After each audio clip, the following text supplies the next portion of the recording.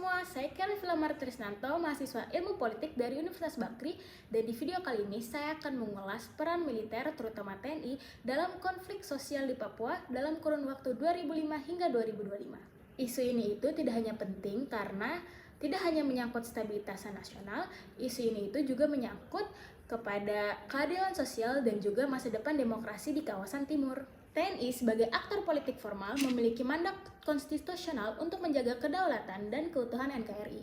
Namun, dalam konteks Papua, TNI tidak hanya menjalankan fungsi pertahanan, melainkan juga menjadi instrumen utama untuk penanganan konflik sosial, terutama terhadap kelompok separatis seperti Organisasi Papua Merdeka atau juga yang seringkali disebut sebagai OPM. Kehadiran militer secara intensif di Papua seringkali dibenarkan oleh negara atas nama keamanan nasional.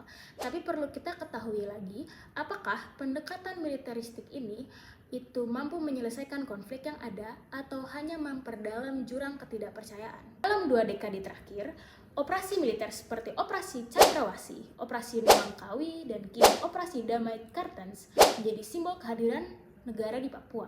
Sayangnya, pendekatan bersenjata seringkali diwarnai oleh dugaan pelanggaran HAM, pengungsian warga sipil, dan pembatasan ruang gerak masyarakat adat.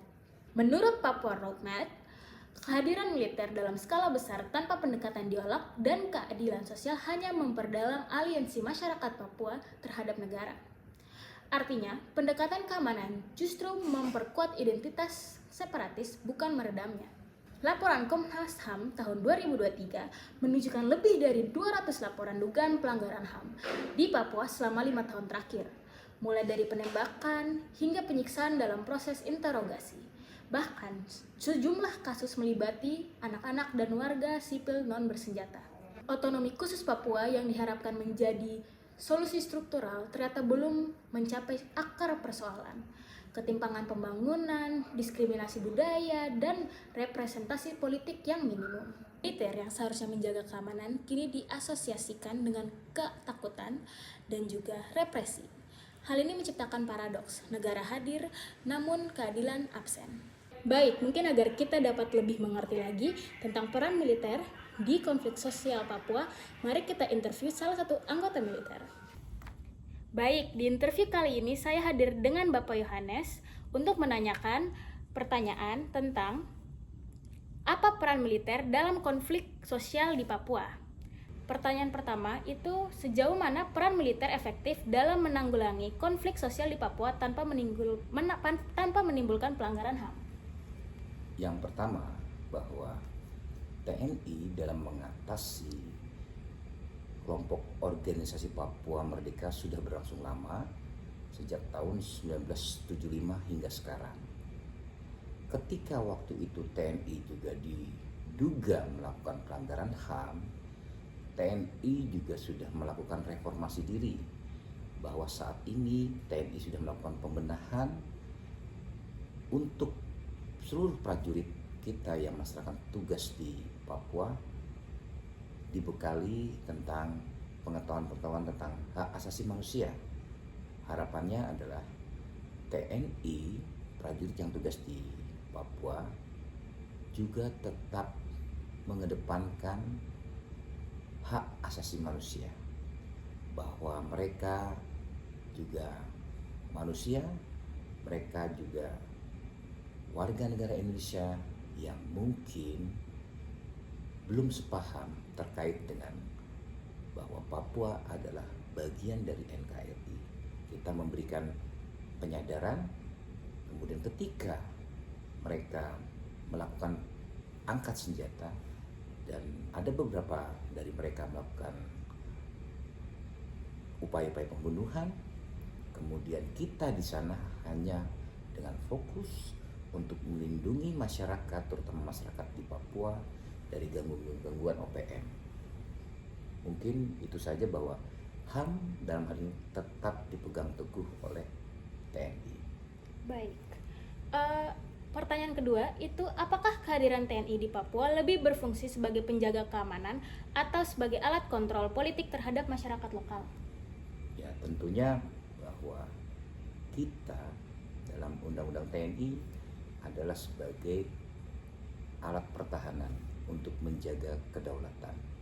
sedangkan dari kepolisian adalah untuk menjaga keamanan ketertiban. Kedua ini tidak bisa dipisahkan, saling berhubungan.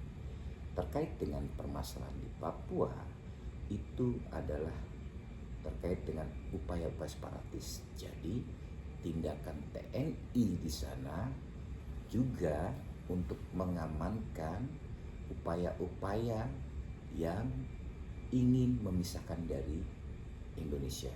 Dalam ini gerakan separatis organisasi Papua Merdeka.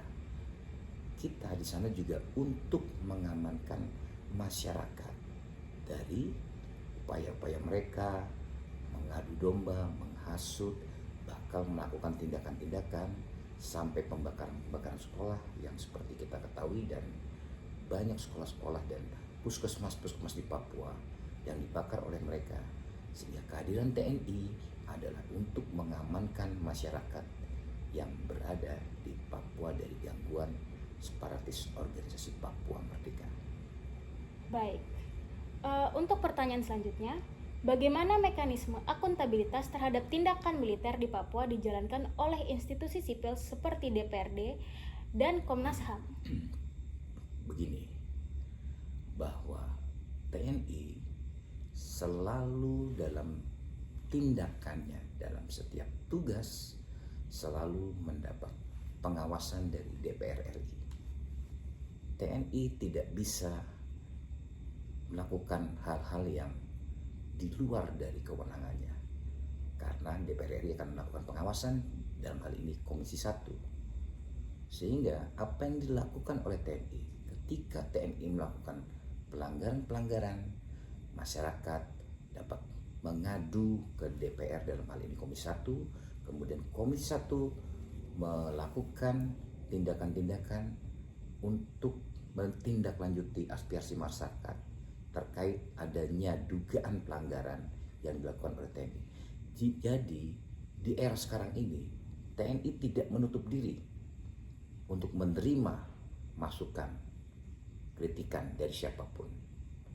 Itu sebagai kontrol masyarakat atau sipil terhadap TNI dan termasuk Komnas HAM untuk mengontrol apakah dalam kegiatan tindakan terdapat dugaan TNI melakukan pelanggaran hak asasi manusia.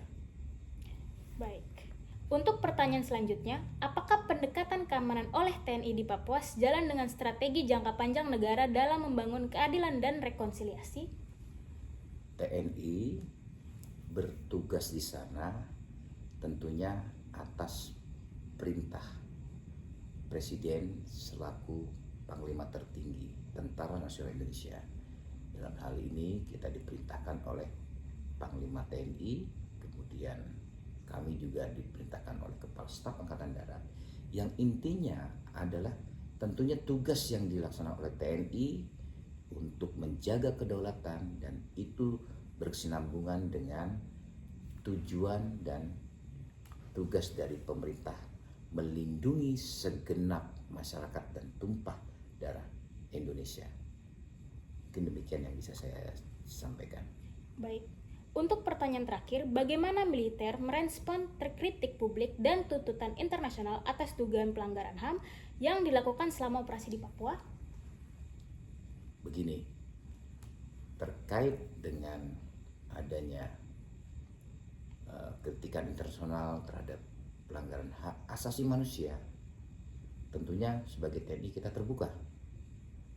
Tetapi yang perlu diingat, ketika tuduhan tersebut ditujukan kepada TNI dari mereka-mereka, termasuk dari kelompok-kelompok dari internasional, harus sesuai dengan bukti dan fakta-fakta, bukan hanya menyudutkan tanpa ada fakta dan pembuktian.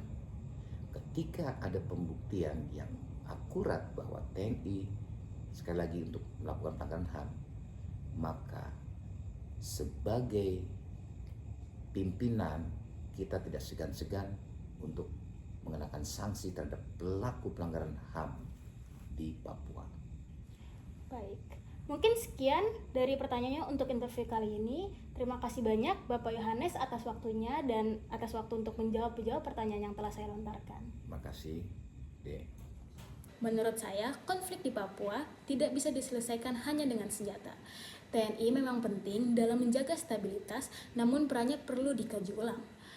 Diperlukan transformasi dari pendekatan kekerasan menuju pendekatan kemanusiaan. Contohnya adalah pendekatan dialog, pembangunan yang adil, dan rekonsiliasi budaya. Papua bukan sekedar wilayah rawan, tetapi juga rumah bagi identitas dan sejarah panjang. TNI harus berperan bukan sebagai alat represi, tetapi juga sebagai penjaga pendamaian dan menjunjung konstitusi hak asasi manusia.